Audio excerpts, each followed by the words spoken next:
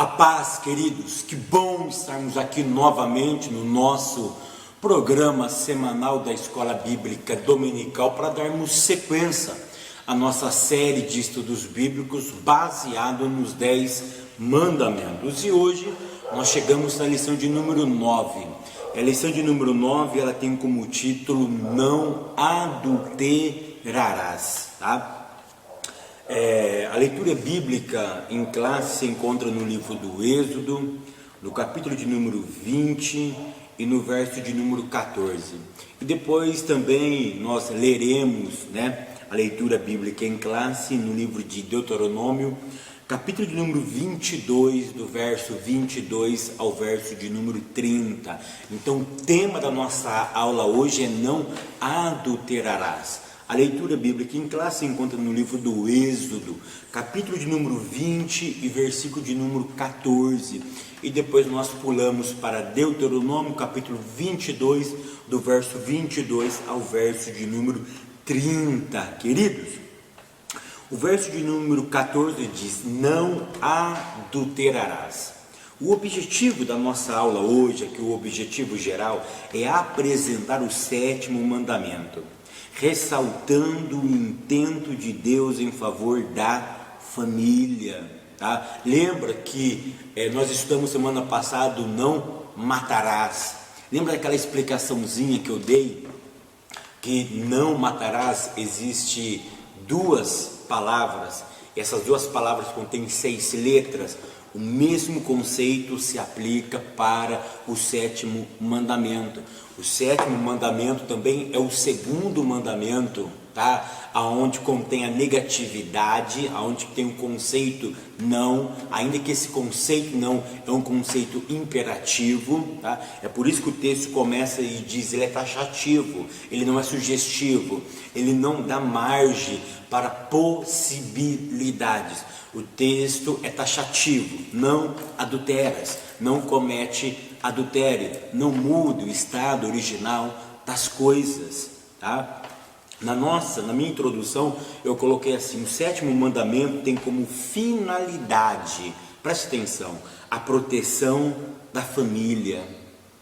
Então o objetivo desse mandamento é proteger a família. Aquele mandamento, não matarás, o que estava se protegendo ali? A vida. Agora se protege o quem? A família. E perceba que a ideia de proteção aqui é de proteger o próximo, na verdade o mais próximo da tua relação. O texto ele começa dizendo não adulterarás, ou seja, qual é a ideia?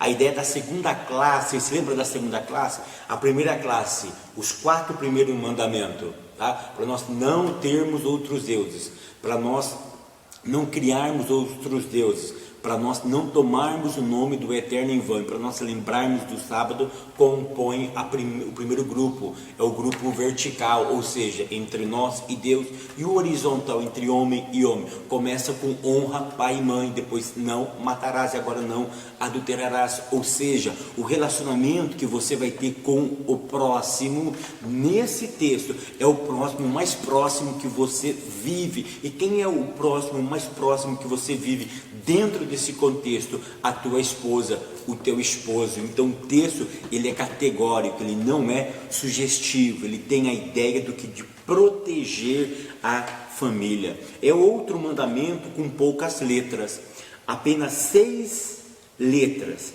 e delas formando 2 palavras, tá? 2 palavras. Por que esse mesmo conceito? Quem não pegou, vai na minha aula, não matarás, que eu explico isso no início da minha aula, é maravilhoso. Por quê? Porque o adultério, ele pode provocar o que? A morte. O adultério pode provocar a destruição da casa, da família, dos filhos. Então é por isso que o texto é taxativo, ou seja, não adulteras. Lá ele diz não matarás, ou seja, o adultério pode ser uma forma de assassinato. Então preste atenção, querido, preste muito atenção. Poucas palavras com grandes implicações. Como no quinto mandamento, o núcleo do quinto mandamento, qual que era? Eram os filhos, tá? Eram os filhos honrando os pais. E num aprofundamento teológico com Paulo, e os pais não deveriam provocar a ira dos filhos. Neste mandamento, no sétimo mandamento, está em destaque o que? A honra entre o casal. Se o quinto mandamento era os pais honrando os filhos, os filhos honrando os pais, e num aprofundamento teológico, os pais não provocando a ira dos filhos, qual é a ideia do sétimo mandamento? A honra entre o próprio casal, que são a parte mais íntima de uma relação, tá? Vamos aqui, o que significa a palavra adultério? Antes de nós entrarmos aqui no tópico 1, o que significa adultério? Nós temos que ter o conceito de adultério na cabeça, tá? E nós já temos 2 aulas na internet, eu já tenho 2 vídeos gravados sobre o adultério. O primeiro vídeo foi no trimestre sobre a família, que nós abordamos sobre o adultério, e lá eu peguei um pouco pesado. E depois nós temos também naquele trimestre que falamos sobre Provérbios e Eclesiastes, que falamos também contra o adultério. Em ambas essas aulas eu fiz uma afirmativa que eu vou reafirmar aqui. O que é adulterar? Adulterar é mudar o estado original de algo. Essa que é a ideia. É só lembrar do carro adulterado, tá? Ou seja, o carro que não tem a marcação de fábrica, ou seja, o estado original dele foi mudado. Ele não é mais o mesmo quando veio da fábrica. Trouxeram ele da fábrica, levaram para a concessionária, alguém adquiriu esse bem, esse veículo, e ele começa a andar. Aí um bendito, um abençoado, vai lá e rouba esse veículo. O que ele faz? Ele adultera. Então, queridos, adulterar é mudar o estado original, tá? E existem 2 palavrinhas no original hebraico para a palavra adultério. Na verdade, existe uma palavra e uma outra palavra, tá? Que eu vou já explicar já. O termo em hebraico é naap. Naap significa cometer adultério, tá? Mas o que eu quero que vocês entendam, tenham em mente, o que é adultério? É mudar o estado original, trazendo para o casamento, tá? Qual foi o estado original do casamento? A união entre um homem e uma mulher com votos de compromisso. Preste atenção, tá? Ou seja, a ideia do casamento é o homem e a mulher separar-se da família e unir-se em uma só carne, com votos, com aliança, com comprometimento. A palavra naap significa cometer adultério, ou seja, mudar o estado original. Preste atenção que a palavra naap, cometer adultério, ela tem essa raiz, ela aponta para a relação sexual com a esposa ou a prometida de um outro homem. Perceba que para se cometer adultério, tinha que se cometer adultério com uma mulher, tá? Com uma mulher, ou seja, nós estamos estudando um contexto histórico, então o contexto histórico era o homem provocando o adultério com uma mulher já casada ou com uma mulher que não fosse casada, mas que ela já estivesse compromissada com outro homem, tá? A intenção da palavra naap era romper pactos, tá? A palavra naap significa romper pacto, romper uma aliança. É por isso, irmãos, perceba de uma coisa, é por isso que o pacto que Deus fez conosco foi tão profundo, que no livro de Oséias, tá? Ele pede para que Oséias casasse com uma prostituta, casasse com uma mulher prostituta. Por quê? Porque a ideia ideia aqui era de Naap, ainda que Gomer ela não praticasse Naap, Gomer praticasse Zana, tá? Daí vem a palavra zona, tá? Nós vamos ver daqui um pouquinho a diferença, mas o ato de casar é o ato de ter um compromisso, ou seja, quando Gomer rompe o pacto com Oséias, ela estava rompendo o que? A aliança que eles fizeram, ou seja, Deus estava deixando bem claro, não foi eu que rompi o pacto com vocês, Israel, foi vocês que romperam o pacto. Então a palavra Naap, que significa cometer adultério, tem a ideia de romper um pacto feito com alguém. Queridos, porque quando nós casamos, o que nós prometemos na frente do altar? Comprometimento. O que essa aliança significa? Essa aliança significa compromisso, comprometimento que eu estou tendo com uma outra pessoa. Eu estou ligado agora com uma outra pessoa. Tá? Então essa é a ideia de Naap. Naap não tem a ideia de prostituição. Tá? A palavra prostituir no original é zaná. Daí vem a palavra zona. No popular, e tem uma zona ali. Essa palavra zona, ela vem de uma palavra hebraica, tá? Vem de uma palavra hebraica, porque zaná significa cometer fornicação, praticar prostituição. Então a palavra naap é cometer adultério, é quando você rompe o pacto. Adulterar é mudar o estado original de algo. Esse mudar está intimamente ligado aos votos firmados por ambos. E vem a palavra zaná. A palavra zaná é cometer fornicação, praticar prostituição. Mas a ideia que eu quero que vocês tenham é o seguinte, que adultério é mudar o estado original de algo, é dos votos que nós praticamos, que nós decretamos que iríamos fazer até que a morte nos separasse. Item de número 1, tá? O sétimo mandamento. A abrangência desse sétimo mandamento, a abrangência dele, esse é um tema muito amplo, tá? Aí eu escrevi assim: precisamos ter em mente que a ordem é imperativa e não é sugestiva. Eu volto a reafirmar. Precisamos ter em mente que a ordem é imperativa e não é sugestiva. Não existe meio de adaptá-lo para os nossos dias, irmãos. Esse tema ele não pode se ajustar com a contemporaneidade. Esse tema ele não pode se ajustar conforme o tempo vai passando, conforme o modelo da sociedade é o meu comportamento com esse mandamento. Não, ele é taxativo, ele não é sugestivo, ele não dá uma ideia, tá, de possibilidade, ele é algo imperativo. Eu não devo praticar e pronto, eu não devo romper os meus pactos, eu não devo romper a minha aliança, tá? Aqui nós precisamos ter em mente, tem se levantado uma grande questão sobre, na prática, como se comete adultério. Então, na abrangência do tema, eu não posso contemporaneizar esse mandamento, eu não posso adaptá-lo para os nossos dias. Mas como se comete adultério hoje? A abrangência dele. Será que é só conjunção carnal? Será que hoje se comete adultério pela internet? Será que hoje se comete adultério pelo webcam? Será que hoje se comete adultério de outras formas, através de uma revista pornográfica?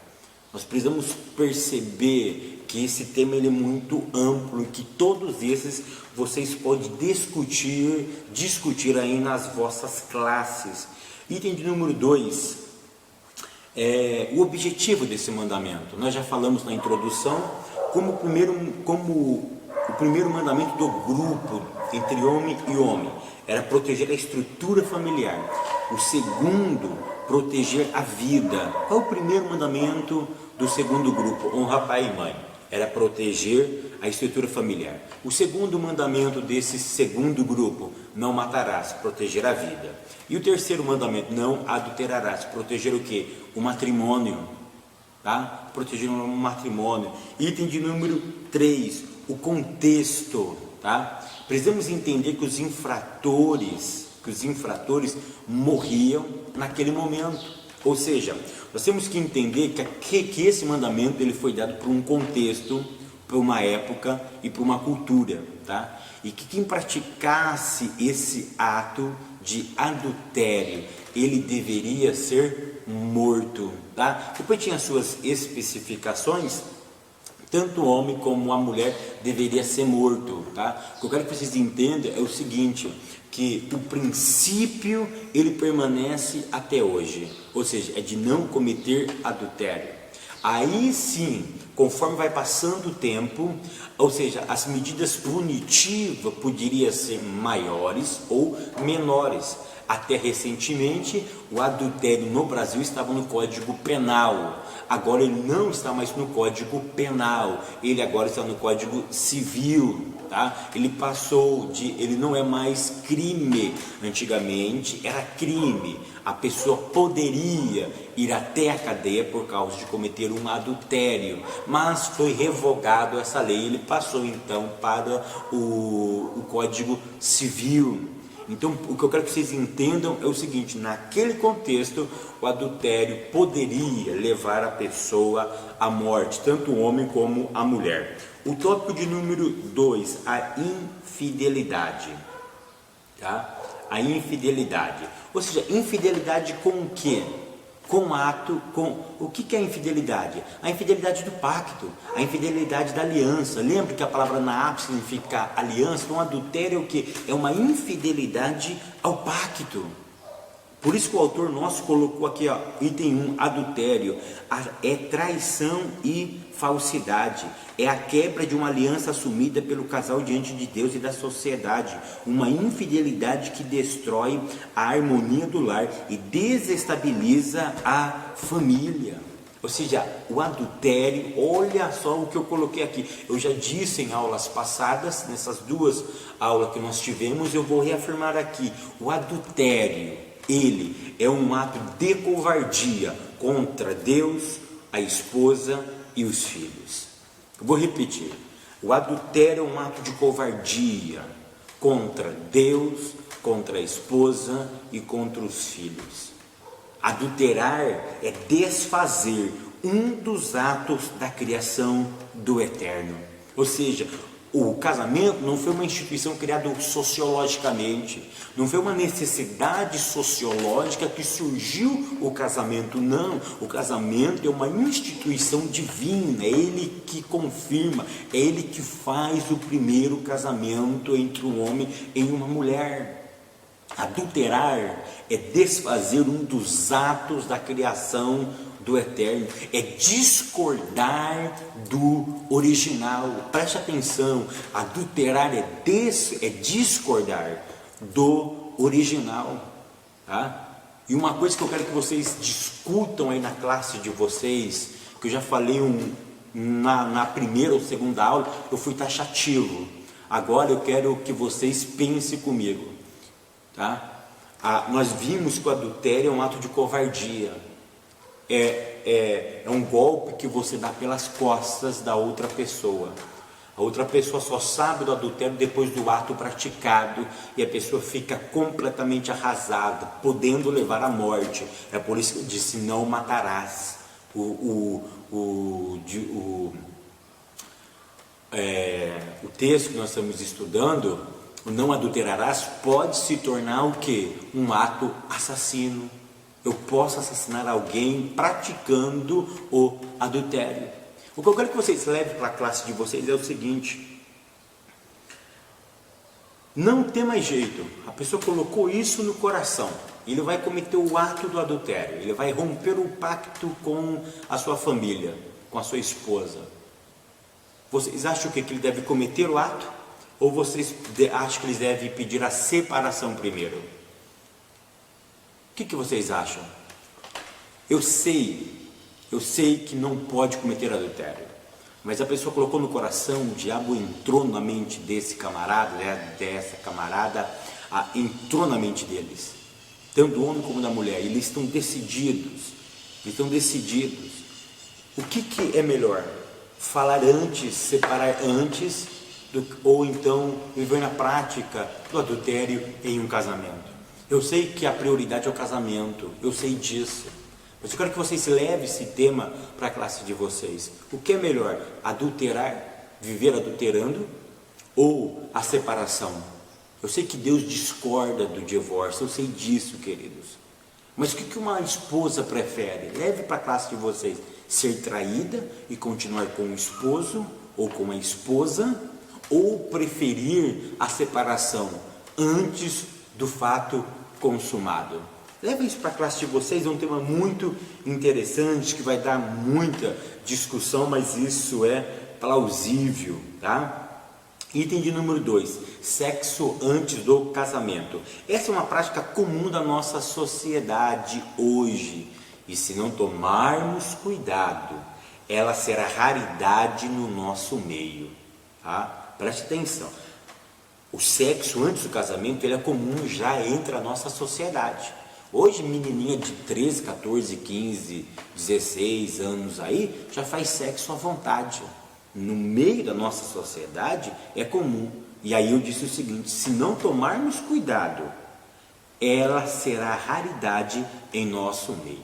Em Israel, uma pessoa que cometia sexo antes do casamento, tá? Em Israel, os envolvidos, desde que a mulher não fosse casada ou comprometida, não eram mortos, mas o homem deveria se casar, pagar uma indenização por danos morais ao pai da moça e nunca mais podia divorciar dela. Isso você encontra em Deuteronômio capítulo 22, versos 28 e 29. Então, em Israel, um homem que tirasse a virgindade de uma moça ou que praticava sexo antes do casamento, se a moça não fosse comprometida, tá? Se fosse comprometida, era ato de adultério. Mas se não fosse comprometida, preste atenção, ele deveria pagar uma indenização para o pai da moça por danos morais e deveria casar-se com ela e nunca mais divorciar daquela moça. Aí eu quero fazer uma questão aqui. Hoje, nas nossas igrejas, a moça, o rapaz que comete a fornicação, que faz o sexo antes do casamento, qual é a punibilidade para ele? A disciplina, tá? O pastor vai lá e disciplina ele. E o que reintegra ele nas atividades sociais da igreja? Isso mesmo, o casamento, ou seja, fizer o ato sexual, a moça engravidou, todo mundo ficou sabendo, a moça engravidou, agora a barriga vai aparecer, não tem como mais esconder, são disciplinados, suspensos. Quando é que vocês voltam? Quando vocês se casarem, querido. Eu quero fazer uma crítica construtiva aqui.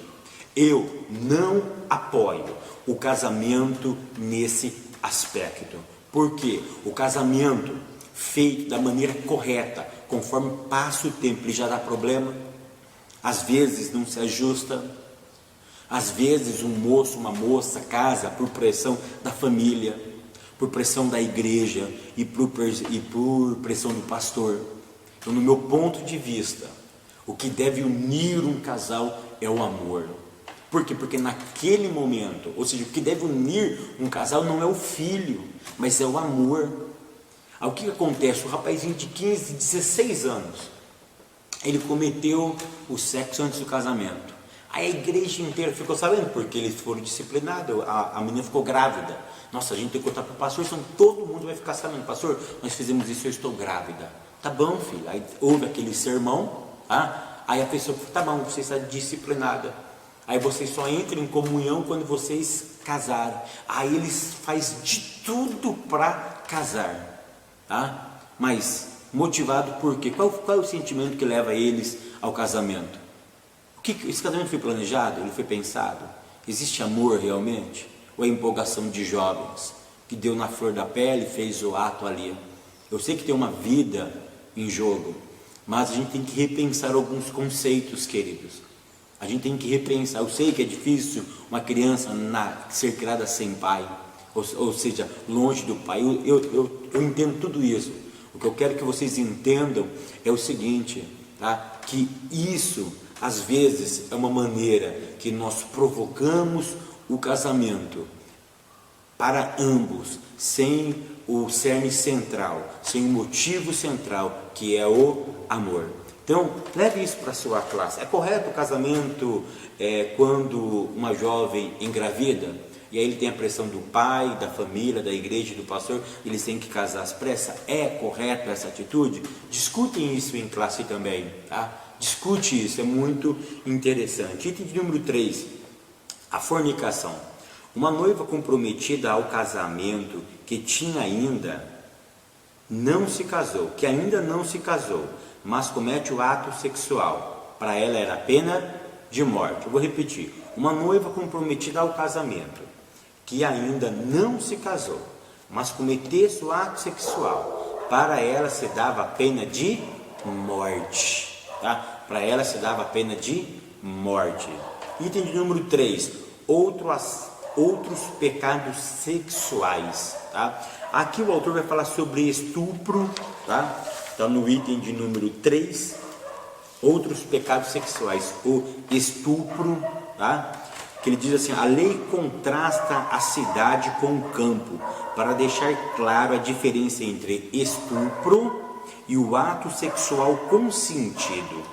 Os versículos 25 a 27 tratam do caso de violência sexual, pois no campo a probabilidade de socorro era praticamente nula e a moça era forçada a praticar o ato. Isso você encontra em Deuteronômio capítulo 22 e versículo 25, tá? Deuteronômio capítulo 22, verso 25. Então isso nós encontramos em Deuteronômio capítulo 22, verso 25. Nesse caso, somente o estuprador, presta atenção, nesse caso, somente o estuprador era morto, acusado de crime sexual, mas a moça era inocentada, tá? A moça era inocentada. Depois nós temos o incesto, tá? A lei estabelece a lista de parentesco em que se deve e não se deve cometer, em que não se deve haver casamento, para evitar a endogamia e o incesto, tá? A endogamia era o conceito que você não podia casar-se com ninguém que era do seu clã, tá? O clã era a comunidade em que ele estava envolvido. Por exemplo, Abraão ele cuidava de um clã. Esse clã era todo aquele povo que ele cuidava. Então o casamento não podia ser entre o seu clã. E o que é o incesto?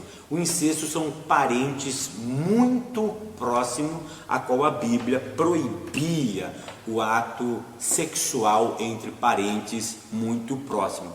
Então era para evitar a endogamia e para evitar o incesto, tá? Uma outra coisa também que o autor fala sobre a bestialidade, tá?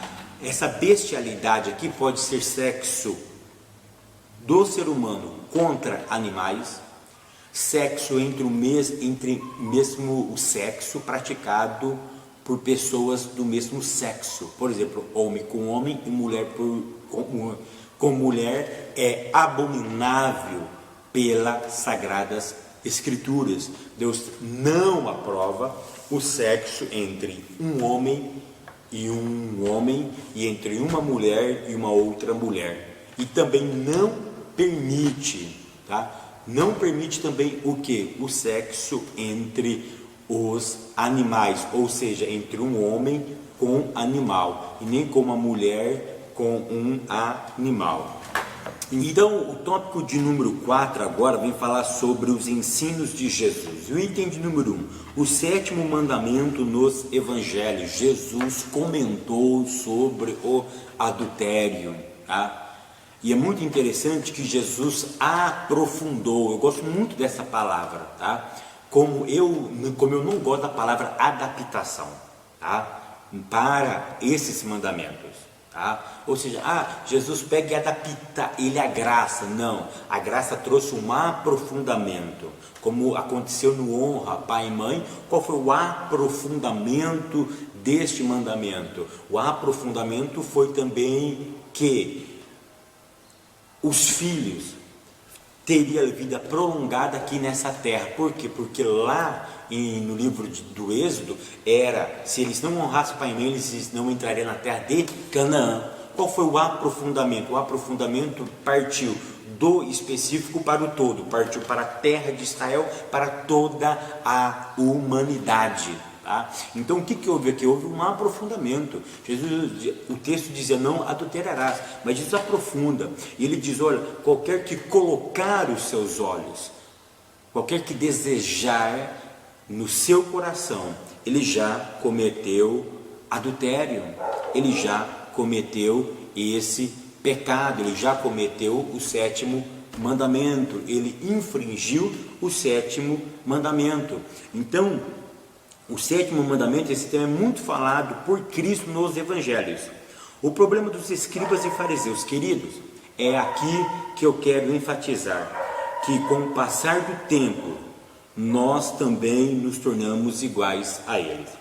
Porque o autor, ele diz assim, o problema dos escribas e fariseus.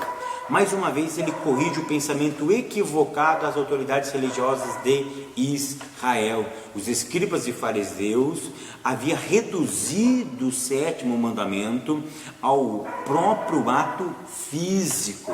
Eu quero que vocês entendam o seguinte, ele diz assim, pois desconhecia o espírito da lei, apegava-se à lei deles, querido. Eu já expliquei aqui na primeira e na segunda aula, existia a materialidade da lei, mas hoje Deus nunca tinha negado a espiritualidade da lei. Lembra quando... Queridos, que eu quero que vocês entendam que os judeus nunca tinha esse conceito de que a lei era algo físico e negava a espiritualidade. Não, nós já vimos isso em aulas anteriores, que isso não é verdade.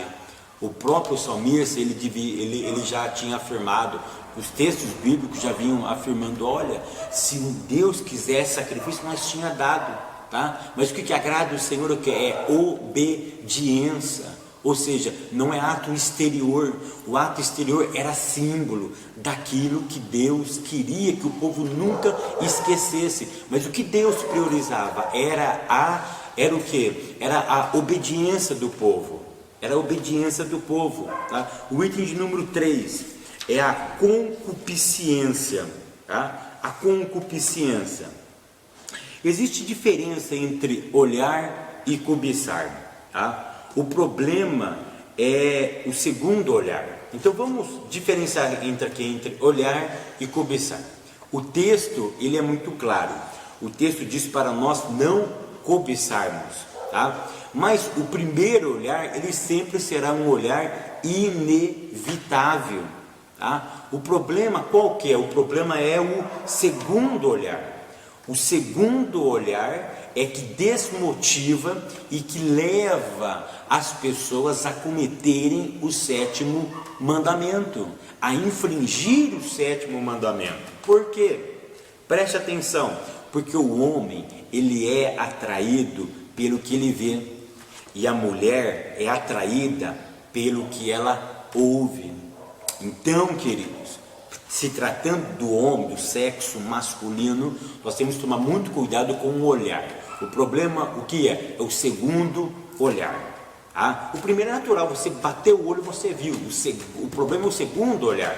Tá? Eu lembro quando a gente era jovem, né? A gente sempre brincava, né? Cuidado, hein? Se passar uma moça, os irmãos ficam lá, misericórdia, misericórdia, misericórdia, misericórdia, misericórdia, misericórdia, misericórdia, e vai quebrando o pescoço. Ou seja, ele viu, achou atraente, e aí ele pede misericórdia para não cometer o 7º mandamento, mas ele fica com o olhar fixo, ou seja, o segundo olhar fica permanente, tá? Então a gente tem que tomar muito cuidado entre o olhar e o cobiçar. Tá? Mas o cobiçar, no meu ponto de vista, é o segundo olhar. É quando você demanda um certo tempo, vamos dizer assim, para apreciar aquilo que você entendeu que é belo. E esse conceito aqui, eu quero que você leve para a sua classe, que o homem é atraído pelo que ele vê, e a mulher é atraída por aquilo que ela ouve. Então, por isso que o adultério Para com o homem, o adultério ele é físico. Ele olhou, desejou, ele vai atrás. A mulher não. A mulher ela é um ser que deve ser mais trabalhado. A mulher ela não é conquistada simplesmente em tese no primeiro olhar. Ela é conquistada pelas palavras. Queridos, então o que nós tiramos aqui desse sétimo mandamento? Que o sétimo mandamento, quando nós praticamos ele é uma covardia contra Deus, contra a esposa e contra os nossos filhos. É uma covardia esse tipo de ato. Ele não é algo sugestivo, ele é algo imperativo. Um outro detalhe que nós aprendemos nessa aula: nós não podemos adaptar esse mandamento com a modernidade, com a liberalidade que está tendo hoje nos nossos dias. O mandamento é taxativo, não muda o estado original das coisas.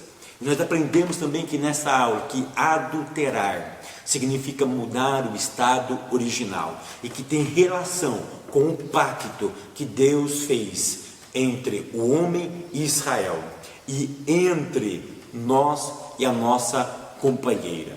Então, na APE, adulterar, cometer adultério está ligado a compromisso. Então, nós não podemos quebrar os nossos votos de compromisso. Nós precisamos estar firmes, precisamos pedir graça de Deus para a nossa família, para não cometermos esse tipo de pecado, porque isso destrói a família. Isso é um ato de covardia contra Deus, que foi aquele que instituiu a família, que instituiu o casamento.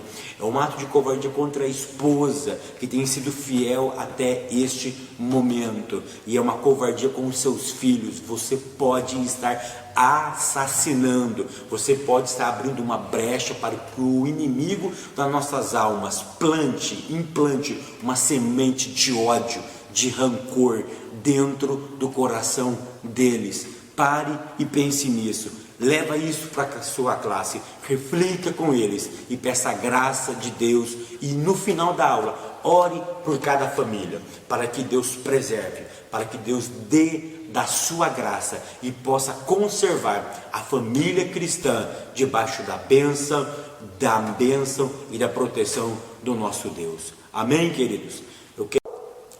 Amém, queridos? Então que Deus continue abençoando vocês até semana que vem, querendo Deus.